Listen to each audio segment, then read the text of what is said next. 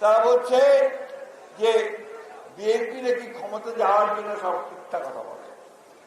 আপনারা তো কিছু মনে করবেন না, এই কথাগুলো আমি বলতে চাই না, কিন্তু বাধ্য হয়ে আমাকে বলতে হচ্ছে যে আপনারা এই দেশ যেন স্বাধীন না হয় তার জন্য আপনারা কাজ করেছেন, হত্যা করেছেন, গণহত্যার সঙ্গে অংশ নিয়েছেন।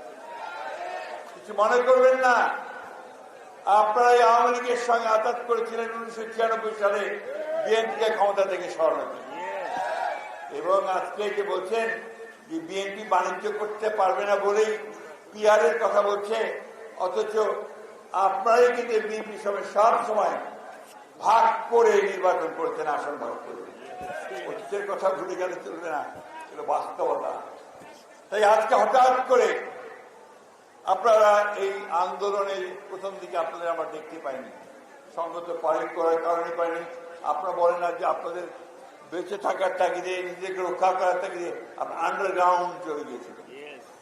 আমরা আন্ডারগ্রাউন্ডের পার্টি নই, আমরা উপরে উঠে থেকে লড়াই করার পার্টি।